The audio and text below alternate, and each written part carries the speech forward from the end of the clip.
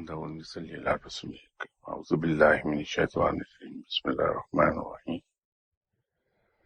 آج بہت سے سوالات ہیں، ان کا تعلق یہاں ہونے والی گفتگو کی مختلف نشستوں سے ہے.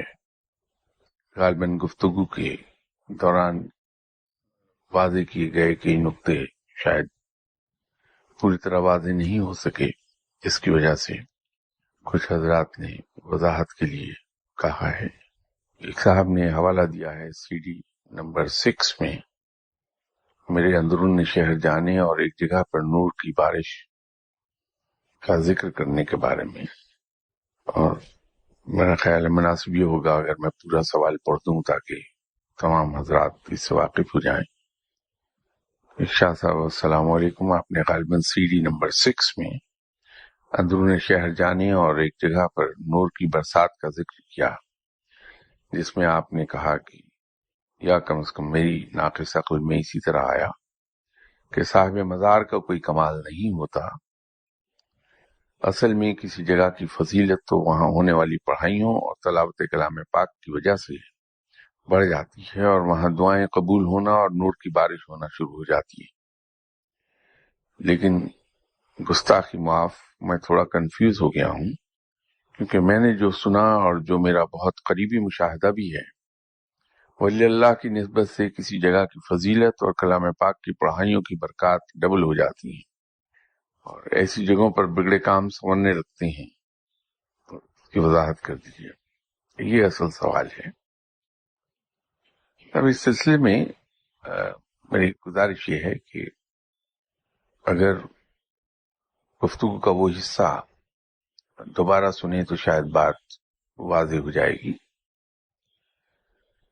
وہ قصہ یوں تھا کہ میں کسی کام کے سلسلے میں کسی صاحب کے ساتھ اندرون شہر گیا تھا، اور جب میں واپس آ رہا تھا تو مجھے ایک صاحب، چونکہ گلیاں پرپیچ ہیں اور ان سے میرا باہر نکلنا شاید مجھے دشوار دکھائی دیتا تھا، تو وہ صاحب مجھے مین روڈ تک چھوڑنے آئے تھے. تو ایک گلی میں جب میں آ رہا تھا تو سامنے سے مجھے محسوس ہوا کہ کوئی ایسی جگہ ہے جہاں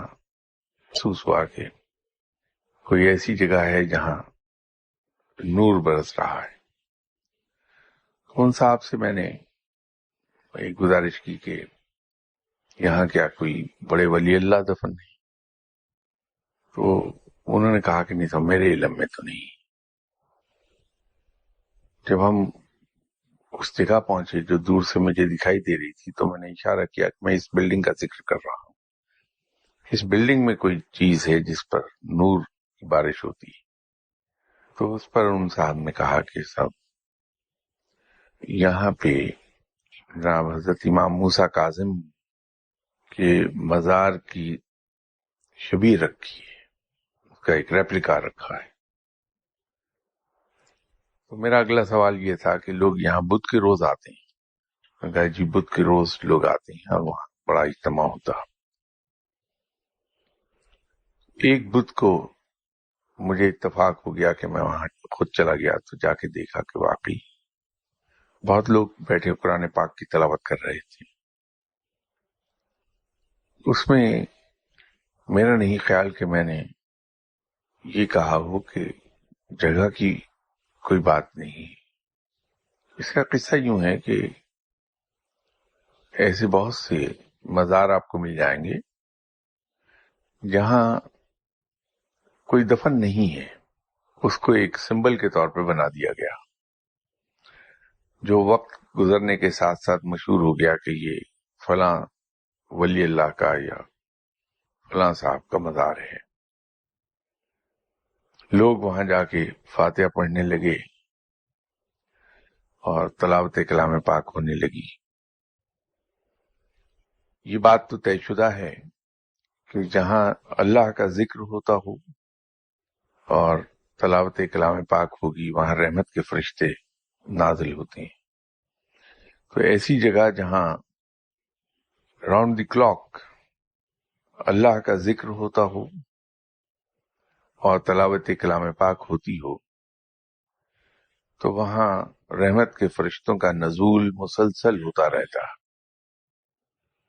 جو جو صاحب وہاں جا کے فاتحہ پڑھتے ہیں، فاتحہ بھی تو اللہ کے کلام کا حصہ ہے کہ اس میں ہم سورہ فاتحہ پڑھتے ہیں اور سورہ اخلاص پڑھتے ہیں. تو جو رحمت کے فرشتے وہاں نازل ہو رہے ہیں وہ بھی اللہ کے حضور دعا کرتے ہیں کہ یا باری تعالیٰ تیرے یہ بندہ آیا ہے، اس نے تیرے تلاوت کلام پاک اور تیرا ذکر کیا ہے، تو اس پر رحمت کر اور اس کی دعا قبول کر لے. یا فرشتے آمین کہتے ہیں دعا کے جواب میں، تو یوں دعائیں قبول ہونے لگتی ہیں. فرق صرف اتنا ہے کہ اگر ہم یوں کہیں کہ یہ اس جگہ کی برکت سے دعا قبول ہو رہی ہے یا یہ اس جگہ کی وجہ سے دعا قبول ہو رہی ہے، تو اس کے معنی کچھ اور ہو جائیں گے. اور اگر ہم یہ کہیں کہ ہماری جو دعا قبول ہو رہی ہے وہ اللہ کی رحمت کے صدقے قبول ہو رہی ہے اور رب تعالیٰ اسے قبول کر رہا ہے، تو اس کے معنی کچھ اور ہیں. جس طرح سے بارہا یہاں ذکر ہوا اور میں نے بارہا ہی گزارش کی کہ کسی غیر اللہ سے اپنی حاجت روائی کی توقع رکھنا شرک ہے. کسی غیر اللہ کو حاجت روا سمجھنا شرک ہے. اور یہ سمجھنا کہ یہ دعا اس لیے قبول ہوئی ہے کہ فلاں جگہ کی برکت ہے، وہ بھی غیر مناسب ہے. دعا صرف اور صرف رب تعالیٰ قبول کرتا ہے. حاجت روا صرف اور صرف رب ہے، اس کی رحمت بے پایہ ہے اور اس کی رحمانیت یہ نہیں دیکھتی کہ کون کیا ہے اور کہاں مانگ رہا ہے. اس کی رحمانیت جاری و ساری رہتی ہے بغیر کسی تفریق کے کہ کون کافر، کون منکر، کون مشرک، کون منافق، کون مسلمان اور کون مومن. اس کی رحمانیت سب کے لیے کھلی ہے، رواں دواں ہے، بارش ہوتی رہتی ہے. فرق یہ ہے کہ ہم خود دعا مانگیں اور خود ہی آمین کہیں اس میں، اور ہم دعا مانگیں اور فرشتے آمین کہیں، تو ان دونوں میں بہت فرق ہو جائے گا. رب تعالیٰ خوش ہو کر اس دعا کو جلدی سنتا ہے. بہت سی ایسی دعائیں ہیں جو کسی بھی جگہ جا کے مانگی جائیں تو قبول نہیں ہو پاتی. بہت سے ایسے لوگ ہیں جو مل جائیں گے آپ کو یہ کہتے ہوئے کہ ہم نے کوئی مزار نہیں چھوڑا جہاں جا کے دعا نہیں کی، لیکن دعا قبول ہی نہیں ہوگی. یہ تو رب ہے، مرضی کا مالک ہے. جس دعا کو چاہے وہ قبول کرے، جس دعا کو چاہے وہ رد کر دے، جس دعا کو چاہے وہ جلدی قبول کر لے، جس دعا کو چاہے وہ دیر سے قبول کر لے. تو معاملہ تو تمام تر رب تعالیٰ کی رحمت کا ہے، بس ایک چھوٹے سے فرق کے ساتھ کہ اگر باہر بارش ہو رہی ہے تو میں اگر اس بارش میں جا کے کھڑا ہوں گا تو اس بارش کے پانی سے میں بھی بھیگ جاؤں گا، اور اگر میں کسی شیڈ کے نیچے رہوں گا، بارش میں نہیں جاؤں گا، تو اس بارش کے پانی سے مجھے حصہ نہیں ملے گا، میں شاور کے نیچے گیلا ہو جاؤں. تو جہاں اللہ کا کلام پڑھا جاتا ہے وہاں اس کی رحمت کی بارش ہوتی ہے، اور اس جگہ پر کھڑے ہو کر مزید کلام پاک پڑھا جائے تو اس رحمت میں ہم بھی نہا جائیں گے. حقیقت تو یہی ہوئی کہ معاملہ ذکر الہی کا ہے. تو یوں میں نے وہ سب آپ سے عرض کیا تھا، ورنہ خدا نخواستہ میرا مقصد کسی جگہ کی فضیلت کو کم کرنا نہیں تھا، اس کی حرمت کو کم کرنا نہیں. وہ صرف میں نے اس کو واضح کیا تھا اس انداز میں کہ ہم شرک کی طرف نہ جائیں، ہم غیر اللہ کے ساتھ اپنی توقعات وابستہ نہ کریں. توقعات صرف اور صرف رب سے وابستہ کرنی چاہیے. وہی حاجت روا ہے، وہی ہماری ضرورتیں پوری کرتا ہے. اس لیے تو وہ رب ہے، ہمیں پالتا ہے، اور جو ہمیں پالتا ہے وہ صرف ہمیں کھانا نہیں دیتا، صرف وہ رازق نہیں ہے، وہ ہماری تمام ضروریات پوری کرتا ہے، اس لیے رب ہے. اگر صرف ہمیں کھانا اور رزق وہاں پہنچائے تو وہ رازق ہے. اس لیے فضیلت صرف ہمارے رب کی رحمت کی ہے. اسی ضمن میں مجھے کل دعا کے دوران کسی صاحبہ نے مجھ سے سوال کیا تھا تو میں نے وعدہ کیا تھا کہ صبح انشاءاللہ میں اس کی، کیونکہ دعا میں وقت نہیں ہوتا کہ 5 منٹ بھی لگائے جائیں، تو میں نے ان سے یہ گزارش کی تھی کہ کل میں گفتگو کے دوران اس کی وضاحت کر دوں گا. ان کا کہنا یہ تھا کہ اللہ رب تعالیٰ کا ذاتی نام ہے، لیکن رب کہیں آیا نہیں. اس کے جو 99 نام ہیں رب کے، ایک اس میں ذات ہے اور 98 صفاتی نام ہیں. ان 98 ناموں میں رب نام نہیں ہے. تو ان کا کہنا یہ تھا کہ آپ رب تعالیٰ کو اللہ نہیں کہتے، آپ رب کہتے ہیں، اس کی کیا وجہ ہے؟ اور دوسرے انہوں نے یہ فرمایا کہ قرآن میں بھی اللہ ہے اور جگہوں پر بھی جہاں جہاں ذکر آیا اس میں بھی اللہ ہے، تو کیا وجہ ہے آپ کیوں نہیں اللہ کہتے؟ اس سلسلے میں گزارش یہ ہے کہ پہلی بات تو یہ ہے کہ اللہ کا اسم ذات، اس کے ذاتی نام، میں سمجھتا ہوں کہ میری عصبیت نے اور میرے گناہوں نے مجھے اتنا نیچا کر دیا ہے کہ میں نہیں سمجھتا کہ میں اپنے رب کو اس کے ذاتی نام سے پکار سکوں.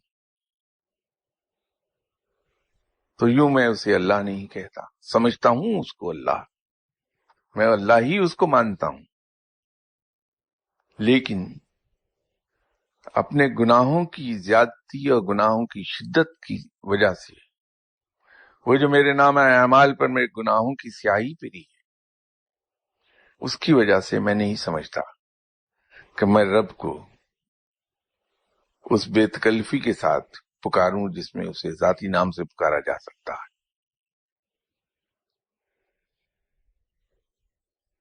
دوسری بات یہ ہے کہ کسی اور صفاتی نام سے میں نہیں اسے یاد کرتا، میں رب ہی کیوں کہتا ہوں؟ تو اس کے پیچھے صرف اور صرف شکر گزاری اور احسان مندی کا جذبہ ہے کہ اس کی شان ربوبیت یہ ہے کہ وہ مجھ جیسے گناہگار کو بھی خوشی سے پالتا ہے، میری خواہشات کی تکمیل کر دیتا ہے، میری ضروریات کو پوری کرتا ہے، اور اکثر اوقات میرے مانگنے سے پہلے میری ضرورت پوری کر دیتا ہے. تو جس رب کی یہ شان ہے کہ وہ مجھ جیسے گناہگار کو جو صبح سے رات تک سوائے گناہوں کے اور کسی چیز میں مبتلا نہیں ہے، اس کو سینے سے لگاتا ہے اور اس کو پالتا ہے، بڑی شان سے پالتا ہے، تو پھر میں اس کو اس نام سے کیوں نہ پکاروں جس حوالے سے میں نے اسے جانا ہے کہ وہ پالنے والا ہے. اس سے میری بندگی کا بھی احساس ہوتا ہے کہ میں اسے اپنا رب جانتا ہوں اور اپنے آپ کو اس کا ایک عاجز بندہ. تو اس میں تینوں چیزیں ہیں کہ میری شکر گزاری کا جذبہ بھی ہے، احسان مندی کا احساس بھی ہے، اور میری بندگی کا اقرار بھی ہے. میں یوں اسے رب پکارتا ہوں کہ بجائے اس کے کہ میں تینوں چیزیں بیان کروں، اسے صرف رب کہہ دوں، میرے خیال میں اتنا ہی کافی ہے کہ ایسا بندہ جو اس کا محتاج ہے، جس کا اپنا کچھ نہیں، جو کچھ اس کے پاس ہے اس کے پالنے والے کا عطا کردہ ہے، اور وہ کلی طور پر دست نگر ہے اس اعلیٰ ترین قوت کا جس کو رب کہتے ہیں۔ یہ ایک جذبہ ہے جس کی وجہ سے میں اللہ کو اللہ نہیں کہتا، میں اس کو رب کہتا ہوں۔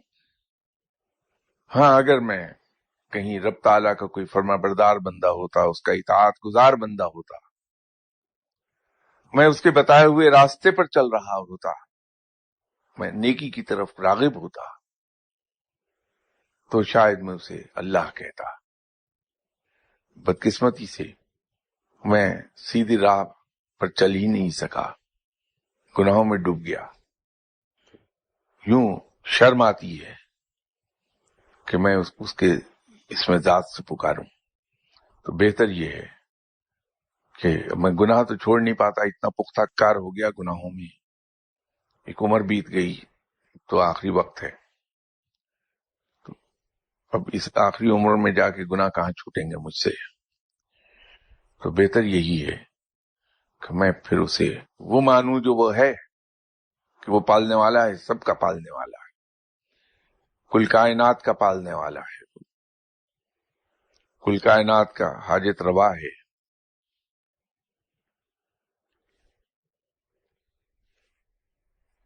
ایک اور سوال حروف مقطعات کے سلسلے میں تھا، اور غالباً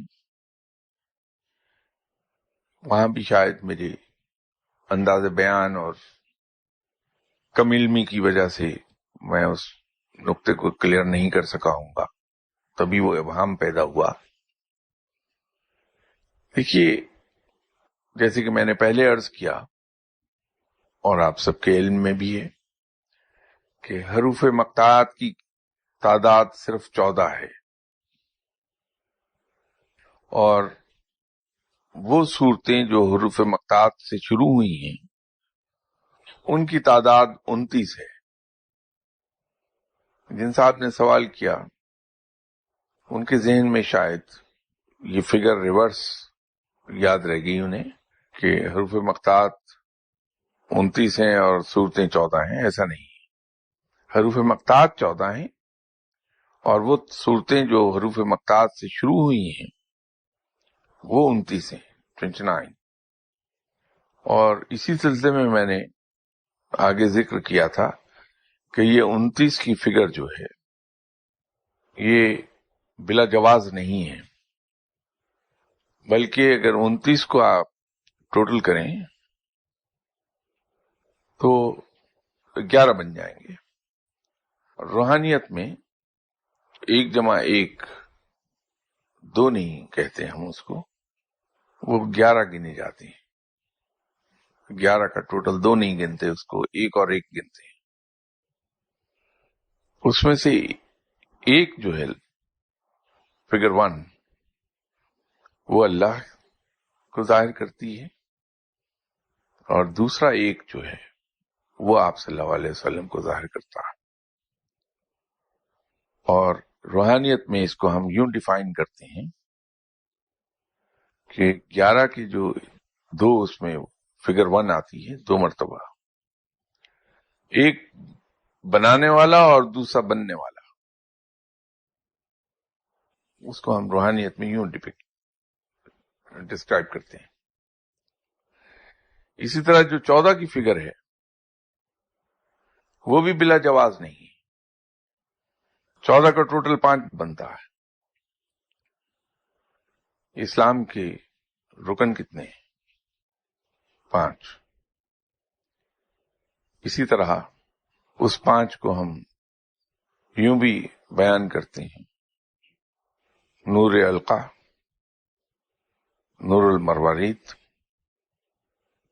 آپ صلی اللہ علیہ وسلم کی روح مبارک،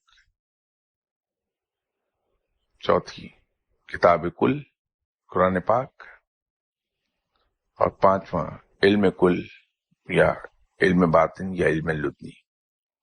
یہ بھی فگرز 5 ہی بنیں گی۔ تو وہ اس کو ڈپکٹ کرتی ہے. اس لیے حروف مقطعات کو یہ کہا جاتا ہے کہ یہ جو اسلام کی کوڈ آف کنڈکٹ ہے، اسلام کا کوڈ آف کنڈکٹ یا اسلام کی لا بک کہہ لیں آپ، یا اسلام کی کتاب ماہیت کہہ لیجئے، یہ اس کی ہے. جو حروف مقطعات ہیں اس کی ہیں، اور یہی وہ اسماء الحسنہ ہیں جو حضرت آدم علیہ السلام کو سکھائے گئے تھے،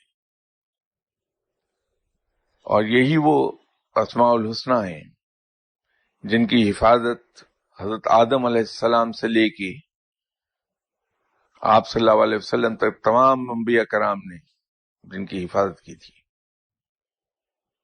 چونکہ آپ صلی اللہ علیہ وسلم آخری پیغام لے کر تشریف لائے تھے اور اسلام مکمل کر دیا گیا تھا، اور قرآن ایک جامع کتاب آئی تھی جو اس کل اسلام کو، ٹوٹل کو بیان کرتی ہے. اس سے پہلے آنے والی کتابیں اسلام کے ایک حصے کو بیان کرتی، وہ جزء کو بیان کرتی، یہ کل کو بیان کرتی ہے یہ کتاب. اس لیے کتاب کل میں نے عرض کیا تھا، یہ اس کا نام کتاب کل بھی ہے. تو اس کی جو ہے وہ بھی ان میں ظاہر کر دی گئی، لیکن اس کی وضاحت نہیں کی گئی. اس کا علم جو ہے وہ صرف اور صرف اہل علم تک محدود کر دیا گیا. تو حروف مقطعات کا علم صرف اور صرف اہل علم تک محدود ہے، اس کو ظاہر کرنے کی اجازت بھی نہیں. وہ جو پانچواں حصہ میں نے علم کل کا کہا اور علم باطن کا، تو علم لدنی جو ہے یہ محیط ہے تمام علوم پر، تمام علوم اس کے اندر سمٹے ہوئے ہیں،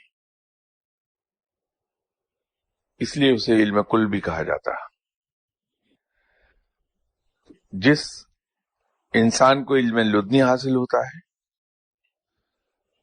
اسے حروف مقطعات کی وضاحت بھی حاصل ہو جاتی ہے، اسے جاننے لگتا ہے.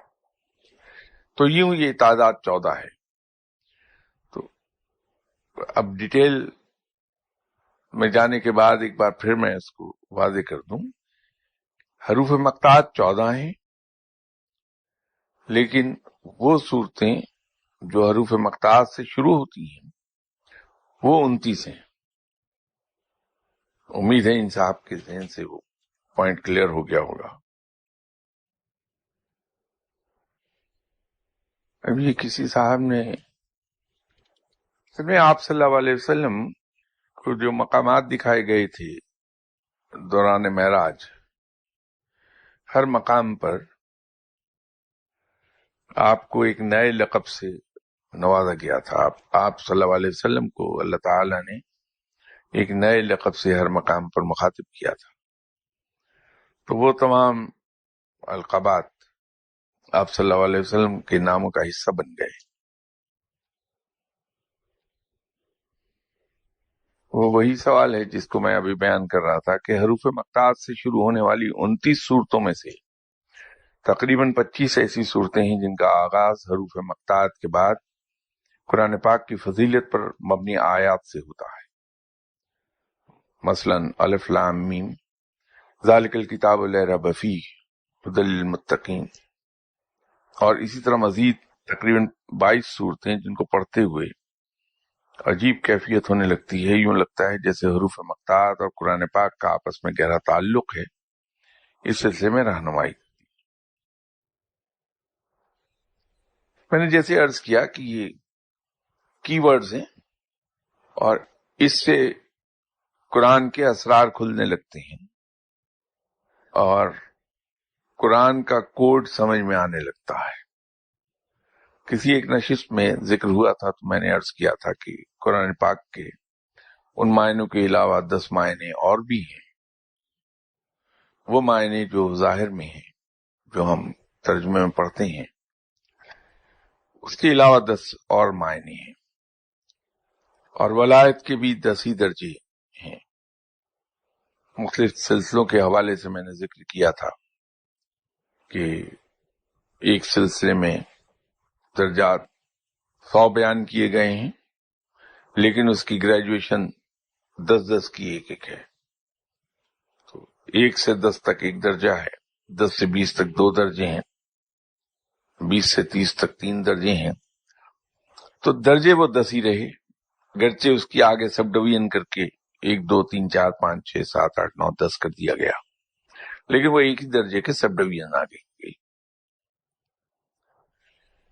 ایک اور سلسلے میں 50 درجے گنے گئے ہیں، لیکن وہاں گریجویشن 5 کی ہے۔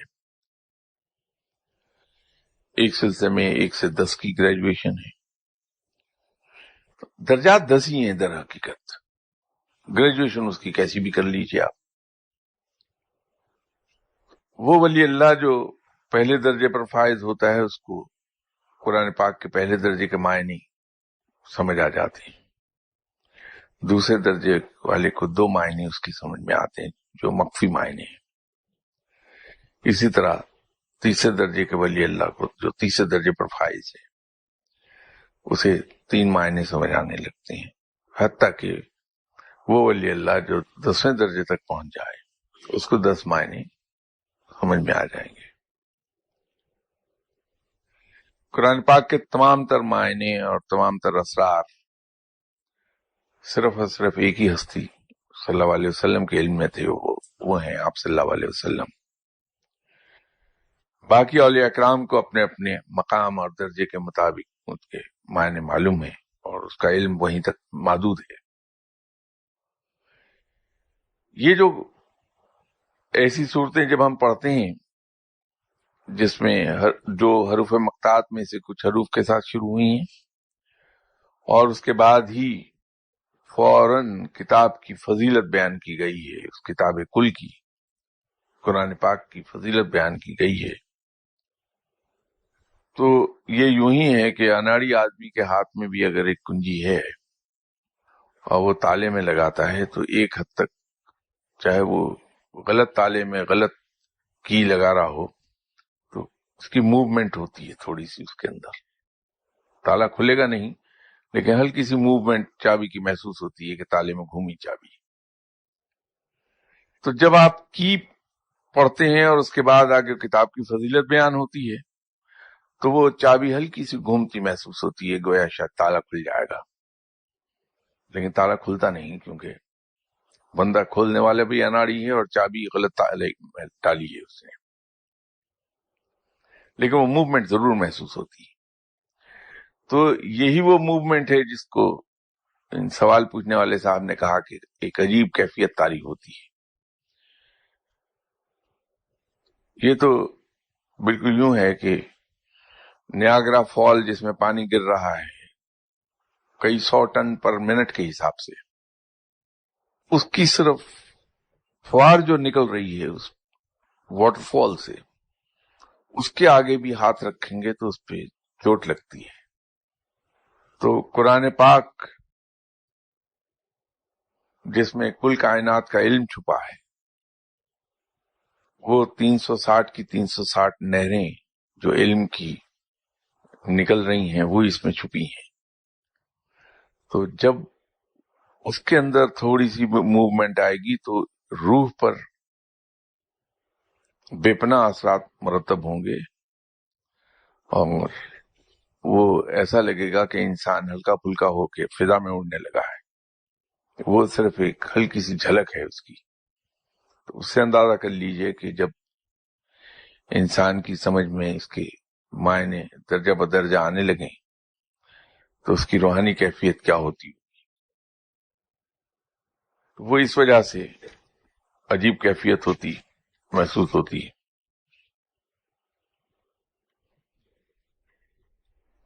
ایک سوال ایسا ہے جس کا جواب شاید میں پابندی کی وجہ سے دینے نہ پاؤں، کہ حروف مقطعات سے شروع ہونے والی 29 صورتوں میں سے 20 کا اختتام حرف نون پر ہوتا ہے، دو صورتوں کا اختتام بے پر، دو کا رے پر، ایک کا حرف الف پر اور ایک کا حرف یہ پر۔ حروف مقطعات والی صورتوں کا مخصوص حروف پر اختتام کیا کسی خاص بات کو انڈیکیٹ کرتا ہے؟ اب یہی تو میں ابھی عرض کر رہا تھا کہ یہ علم محدود ہے اہل علم تک، اور اس کو عیاں نہیں کیا جا سکتا، ورنہ تو جتنا کچھ جو تھوڑا بہت مجھے معلوم ہے تو میں اسے آپ کے سامنے ایکسپلین کر دیتا ان مائی اون ہمبل وے، لیکن ان چیزوں کو ظاہر نہیں کیا جا سکتا۔ میں صرف ایک توجہ یہ دلا دوں ان سوال کرنے والوں کی کہ 20 صورتوں کا اختتام نون پر ہوتا ہے۔ نون بذات خود حروف مقطعات کا حصہ ہے۔ انہوں نے لکھا کہ دو کا اختتام حرف رے پر ہے تو یہ بھی اس کا حصہ ہے، اور ایک کا اختتام انہوں نے لکھا ہے کہ الف پر ہے تو وہ بھی اس کا حصہ ہے حروف مقطعات کا، اور ایک کا اختتام انہوں نے لکھا ہے یہ پر، وہ بھی حروف مقطعات کا حصہ ہے۔ تو یوں سمجھ لیجئے کہ ایک سورت کو بریکٹ کیا ہے رب تعالیٰ نے حروف مقطعات کے اندر، ابتدا بھی اس کی حروف مقطعات پر ہے اور انتہا بھی حروف مقطعات پر ہے، اور اگر پابندی نہ ہوتی تو میں ان صورتوں کی جن کی ابتدا بھی حروف مقطعات سے ہے اور انتہا بھی حروف مقطعات پر ہوتی ہے اس کی میں فضیلت بیان کر دیتا کہ اس کے پڑھنے کے اثرات کیا کیا ہیں۔ تو صرف اتنی ہی بات کہ ان کی فضیلت بیان کر دینے سے انسان کی آنکھیں کھلتی ہیں کہ کس قدر سائنٹیفک تحریر ہے یہ قرآن پاک، اور اس کی صرف فضیلت بیان کر دینے سے یہ اندازہ ہونے لگتا ہے کہ یہ کسی انسان کی تحریر نہیں ہے، یقینی طور پر الہامی کتاب ہے، کیونکہ یہ علم کسی انسان کے بس کا نہیں، جس طرح اسے بیلنس کیا گیا ہے، لیکن مجبوری یہ ہے کہ اس کو بیان کیا نہیں جا سکتا۔ یہ ایک بات انہوں نے بالکل صحیح خود بھی لکھ دی کہ حروف مقطعات جو 14 ہیں ان میں سے الف سے مراد کیا اللہ ہے، اور میم سے مراد آپ صلی اللہ علیہ وسلم کا اسم مبارک ہے، اور عین سے مراد ابد ہے۔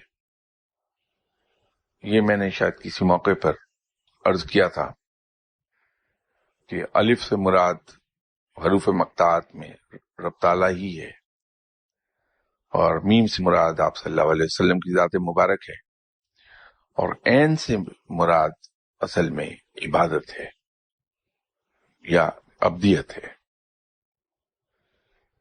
وہ درست ہے وہ بات، لیکن اس سے آگے نہیں جایا جا سکے گا۔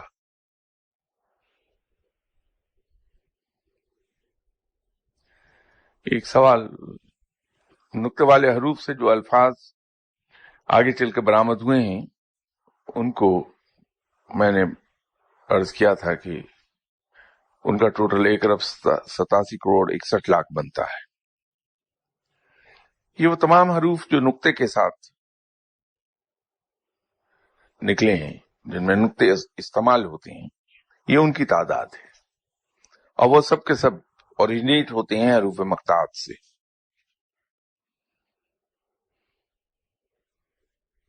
دیکھیے، نور نبوت کو نور اولا یا نور اول بھی کہتے ہیں، اور وہی القا، الہام، رویا، کشف، یہ سب نور الاولا سے نکالے گئے ہیں۔ نور اولا کی مزید وضاحت اور تفصیل بیان کر دیجیے۔ ایک مقام پر ہماری گفتگو میں یہ چیز بہت ڈیٹیل میں آئی تھی اور کئی اتوار اس پر گفتگو ہوتی رہی تھی کہ اس کائنات کی تخلیق اور اس ضمن میں بیان کیا گیا تھا کہ نور لقا کیا ہے، نور المروارید کیا ہے، نور الہدا کیا ہے، اور پھر نور المتقین کیا ہے، نور العالمین کیا ہے۔ اصل میں نور المتقین، نور العالمین، نور الہدا المتقین لفظ پورا ہے، اس کو سہولت کے لیے مختصر بیان کر دیتے ہیں، لیکن اس کو پوری طرح نور الہدا المتقین، نور الہدا العالمین کہا جاتا ہے۔ یہ میں نے بڑی تفصیل سے اس میں بیان کیا تھا، لیکن یہ سوال اسی طرح رکھتے ہیں اور پھر نیکسٹ سنڈے اس کی وضاحت کرتے ہیں۔ اور دوسرا سوال اسی سلسلے کا ہے، نور ولایت کیا ہے؟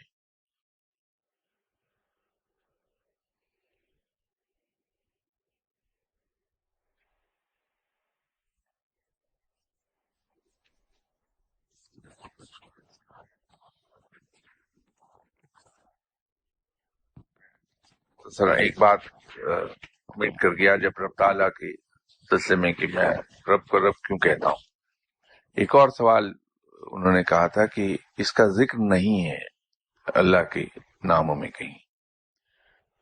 تو میں یہ عرض کر دوں کہ کسی نشست میں مجھے یاد ہے میں نے شاید عرض کیا تھا کہ رب تعالیٰ کے 99 نام تو واضح ہیں جو جگہ جگہ ہمیں لکھے دکھائی دیتے ہیں۔ اس میں ذات کو اس سے ہٹا دیں، اگر اس میں سے علیحدہ کر لیں، 98 اس کے صفاتی نام رہتے ہیں رب تعالیٰ کے۔ آگے پھر ان میں سے اللہ کے کچھ صفاتی نام نکلے ہیں، اگر ان سب کا ہم ٹوٹل کر لیں تو اس کی تعداد 350 ہو جاتی ہے۔ مثال کے طور پہ حفیظ یا حفیظ ہو، الحفیظ ہو، یہ رب کا نام ہے۔ اس طرح مستان اللہ کا نام ہے۔ یہ وہ نام ہیں جو ان 350 ناموں کا حصہ بن جاتے ہیں۔ تو اللہ کے صفاتی ناموں سے آگے پھر اور نام نکلے ہیں، ان سب کی تعداد 350 ہو جاتی ہے، اس میں رب موجود ہے۔